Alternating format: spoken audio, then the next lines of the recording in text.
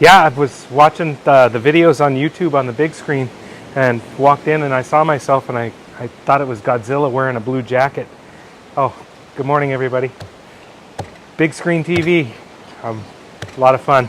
How you all doing today? Sorry for the late start today. We actually have been fortunate at Papakona to be serving some of our hospitals around here, some lunches and breakfasts, and we had a busy one today.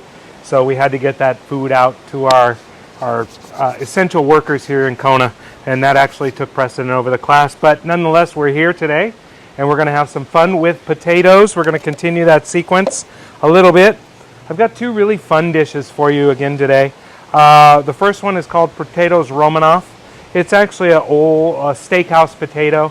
It's kind of made its popularity in a steakhouse in New York. I believe it's called the Strip House. Not a strip club, Strip House. Strip House, where it was a steak restaurant. So again, this is another recipe that I'm testing that could go on our menu when we resume play, or not. But let's get into it real quick, okay? So the tool I'll be using is my handy dandy potato grater, okay? We all know that. Now, I've already took the luxury of baking this potato off last night.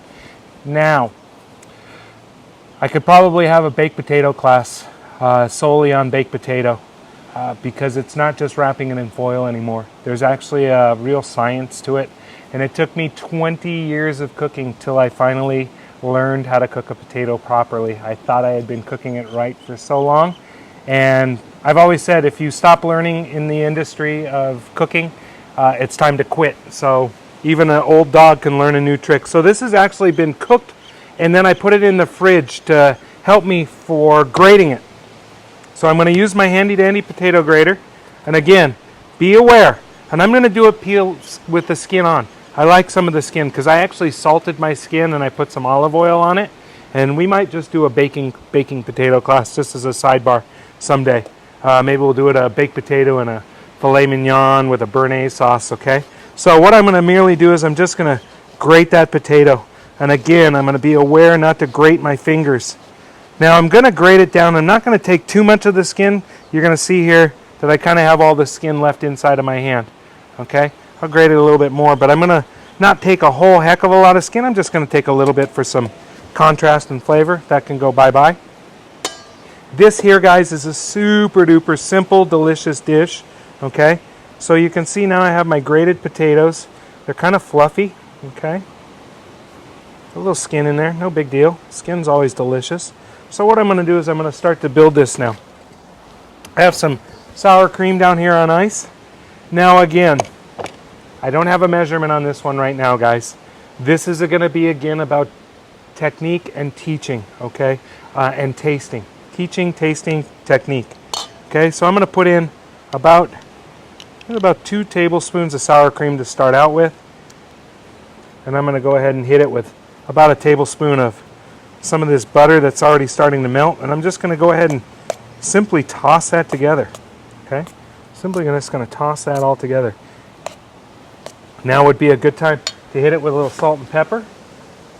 Okay, a little salt and pepper. Today's class should be pretty quick. It's not going to be a whole long class today. Okay, I got some white cheddar. White cheddar. All the recipes seem to call for white cheddar. Okay, white cheddar. So I'm going to add in a little bit of cheese. You want a little bit more cheese? Add a little bit more cheese. Go ahead. It's not going to hurt. Okay. Don't stand on the measurement so much. Don't stand on the measurement. Again, this here particular dish would be another great one to do with a child. This is both these two dishes. I'm going to go ahead and add in all the rest of that sour cream. Why not? Can you have too much sour cream? I don't think so. I don't think so. So I'm going to switch from my little spoon, and I'm going to go to my handy dandy spatula. I'm going to give that a quick turn. Now, what am I going to do before I put it into my plate? Taste it. Ah, very good. I hear everyone listening and paying attention out there. You guys are all such good students.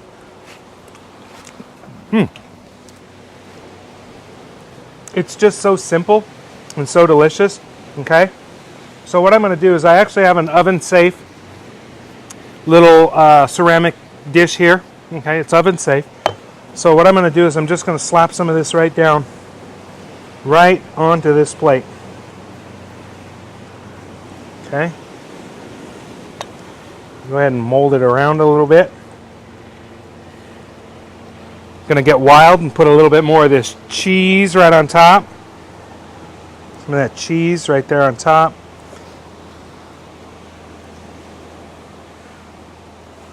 Right here I have my handy Susie Homemaker oven ready to go. I'm just going to go ahead and pop that right into the oven. Okay.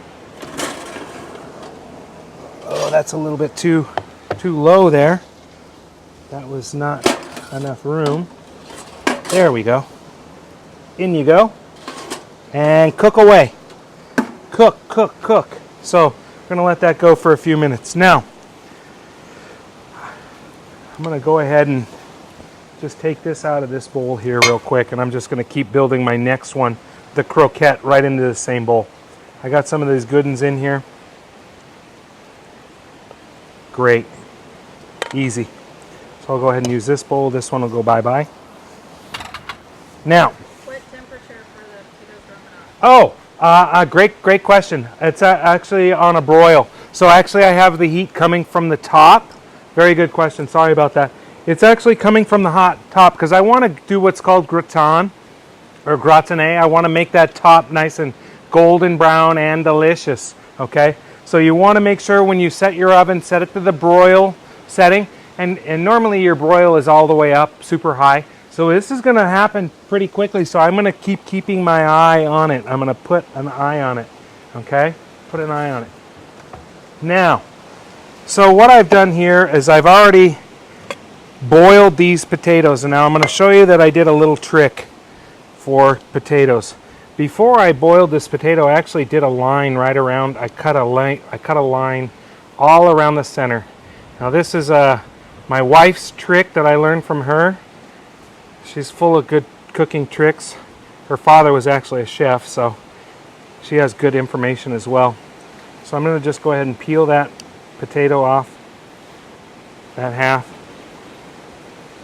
and it comes off real easily. See how that comes off? Sometimes peeling potatoes is a little bit of a tough task for people. They don't like to peel potatoes so much. So I'm going to go ahead and just squish that with my hand and pop it in here. I'm just grabbing it with my hand. Okay? No potato masher.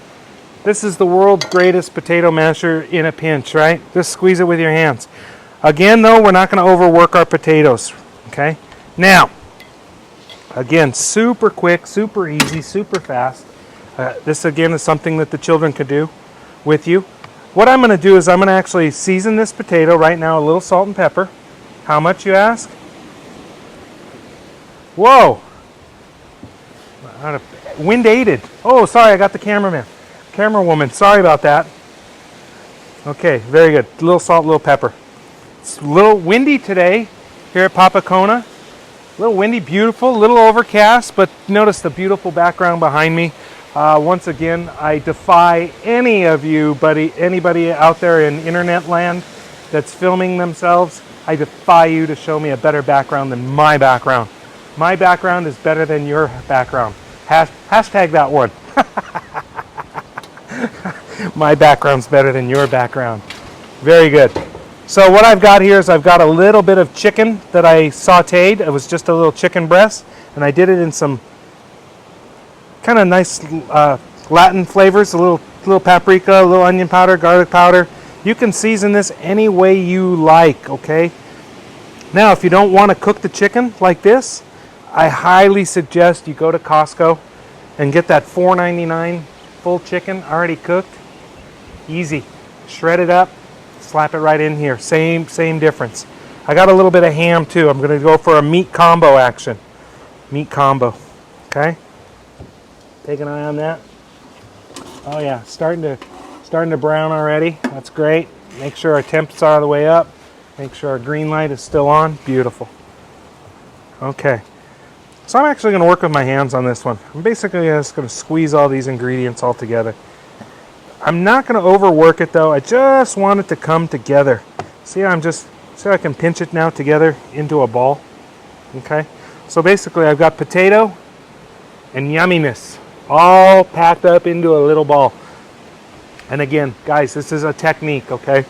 Does it have to be chicken and ham? No. You want to use roast beef? Use it. You want to use a little pork? Use it. You want to use salami? Use it. You want to do cheese? Use it. Anything else? Beef, ground beef, whatever. Again, you saw me how much I measured it. I didn't measure it. Okay? What I'm looking for now, you can shape it into any shape you like. Okay? Sometimes croquettes are in a more of a kind of a tube, if you will, a little bit more like that. So what I'm going to do here is I have my breadcrumb ready to go, and I'm merely going to just roll that in breadcrumb.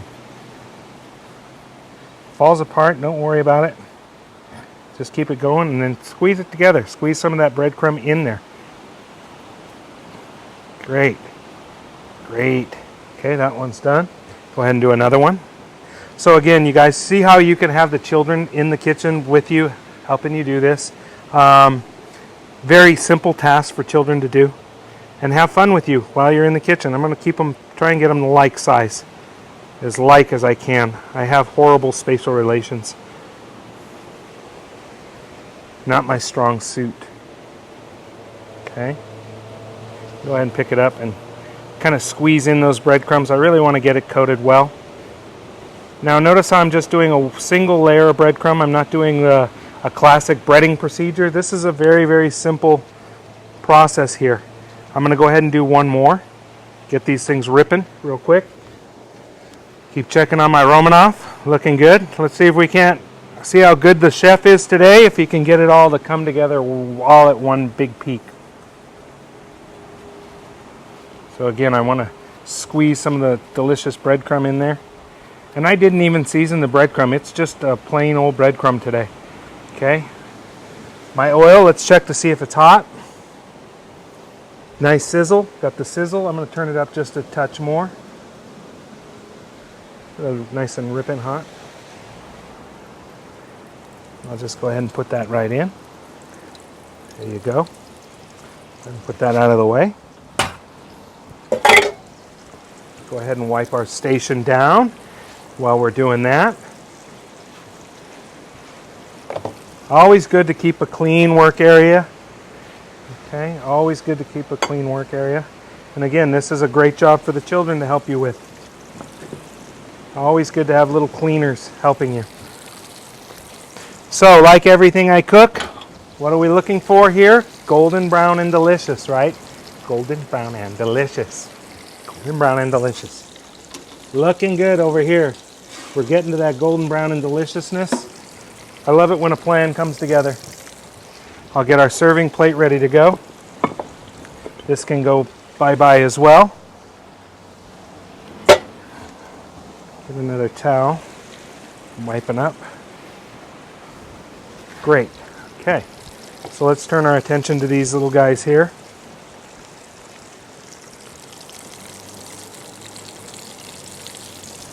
You got to be careful with them. They are kind of delicate. They can be delicate. I'm just going to roll it to the next side. See how I get golden brown on the bottom here? Get that already happening. It's great. It's not totally submerged. I'm more doing a shallow fry, if you will. It's not a deep fry. This is just a great little tool to do frying like this, because the great thing about it is you can control the temperature so easily. It's right here. If you're doing this on your stovetop with a gas, okay, it can sometimes be tricky where it gets super hot for all of a sudden, and then, you know, you got to bring down your heat, and then it's a lot of heat fluctuation. This stays a pretty constant frying temperature of about 360. I've got it up to about 360, which is a great frying temperature to do. Okay, I'm going to keep rotating these around little bit by little bit. Look at that nice golden brown and delicious. Let's check this guy. How you doing here? You're doing great. It's going to all come together all at one time. I love it when a plan comes together. So once again, we're continuing here to work at Papakona for the future of once this is all done. So again, please always visit our website, double check our comings and goings and what's going to be happening. Also, we've uploaded our videos. If you can't get enough of me on your Facebook, go ahead and check me out on the YouTube channel now that we have for Papakona. We're trying to build our media empire here at Papakona. Okay, that's great.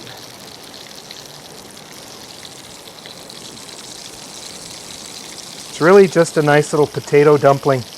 Another great, easy dish for kids to eat as well. If you have a finicky child, you can bury all sorts of stuff inside that potato. If you wanted to bury some peas or something in that potato, yeah, you can slide a little curveball past your kid. They'll never know they ate peas. Baseball's still a sport, right? No? Yeah, it is.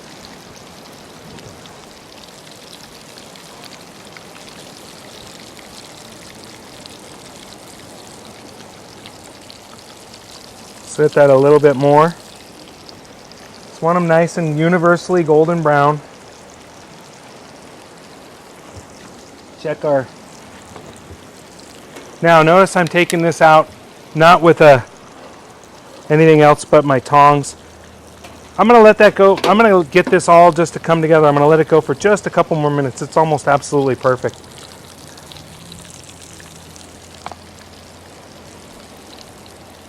Okay.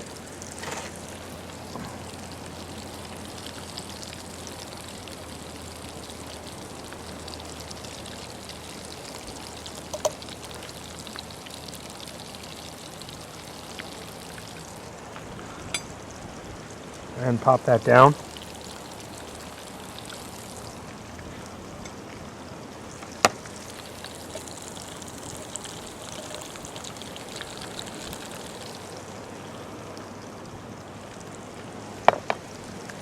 Turn that off now.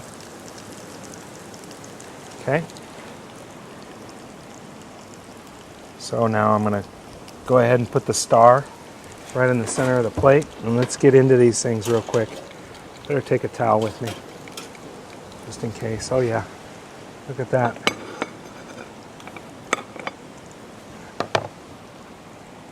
Let's go ahead and dive right into that really quick.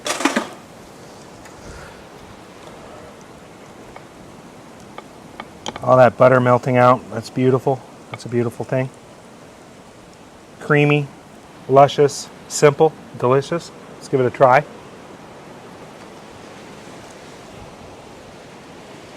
Oh, it's so great. It's got a simple cheesiness to it, but I can taste that sour cream come through really nice and the butter essence. Let's go ahead and test one of these little croquettes. Very simple.